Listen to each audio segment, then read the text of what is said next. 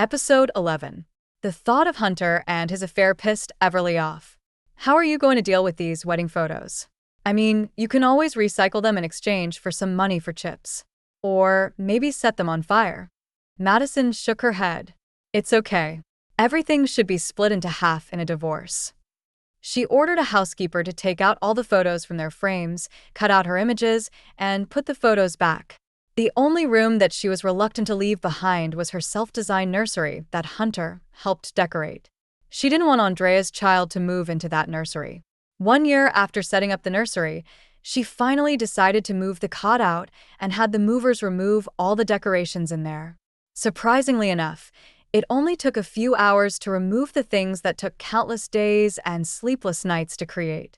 The memories that had accumulated over the entire year went into the trash alongside those things as well.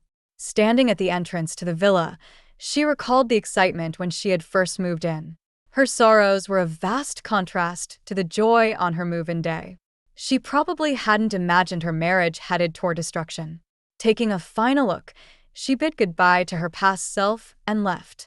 She then walked up to Everly. "Eve, come with me to the salon." Everly patted her on the shoulder. "Great. Let's celebrate your new start with new hair. Time to put those bastards behind us. I'm going to dye my hair a nice shade of pink. What about you, Maddie?"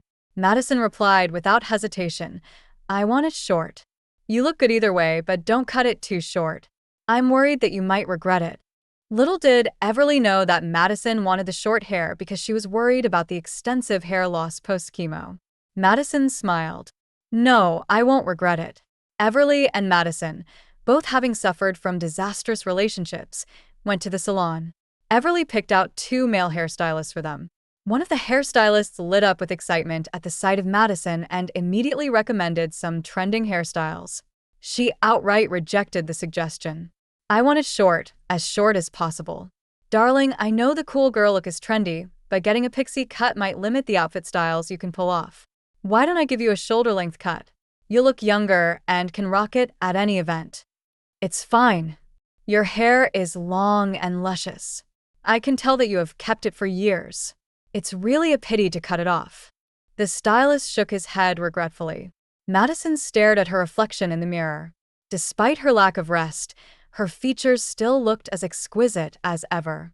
Her tresses, which she hadn't taken care of, tumbled across her shoulders. It made her look demure. She hadn't cut her hair in years because Hunter loved her long hair. Since the stylist was reluctant to cut it off, she grabbed the scissors and said, "I'll do it myself."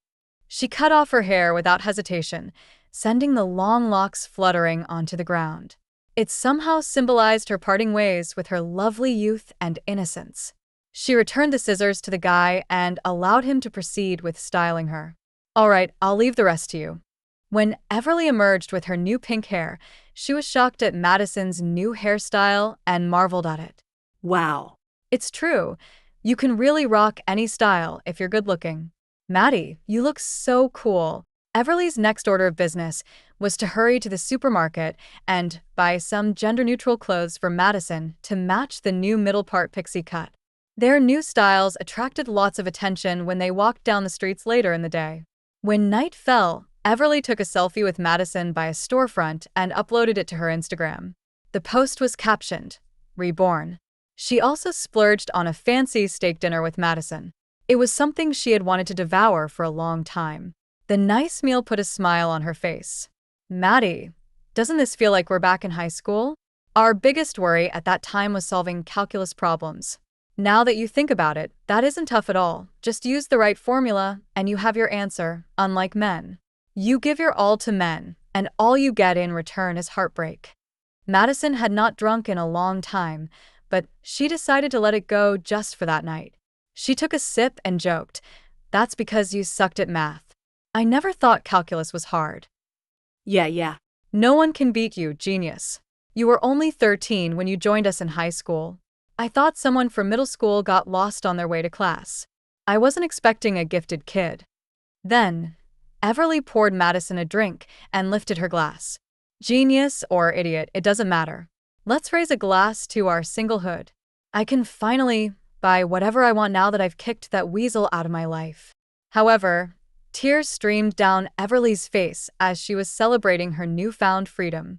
Maddie, did you know that I used to buy the lowest grade steak on sale at the grocery store? I saved my ass off to support his studies, and I gave my all to build our future. I'm only 24 this year, yet I've never even gotten myself a proper dress. How could he do this to me? They all faced challenges in their lives. Madison, who was struggling with troubles of her own, had no better advice for her friend than to gently advise Everly to look to the future. She had wanted to send Everly home, but that tipsy girl forcefully dragged her to the Dark Horse Clubhouse. She sighed, knowing that Everly just needed an emotional release.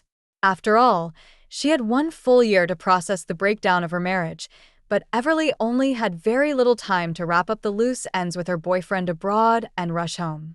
She must have needed more time to get over it. Madison did not object to the detour because she knew that she couldn't have fun with Everly for a long time after chemo, and that was if she survived it. That night, she went to a clubhouse for the first time. The overexcited Everly patted her hand and squealed, "Look at the usher. Isn't he handsome?" However, her attention was on the painting of a dark horse in the center of the lobby. "Yeah," she absent-mindedly agreed with Everly. "Just let loose and have fun. If I have to pay for a man, I'd rather go to a hot one that's good at sweet talk." "Don't you think so?" "You're absolutely right." Everly, who wouldn't even pay for a cab in the past, transformed into a generous millionaire overnight. She led Madison into a spacious lounge, where she ordered 10 bottles of Armand de Brignac in one go and ignored Madison's attempt at stopping her. The clubhouse manager politely introduced 10 male models to them, each with a distinct style, ranging from sweet to chic. Everly declared boldly, "Pick whoever you like." Full story is available at novelpalace.com. Click the link in the comment section to get it free.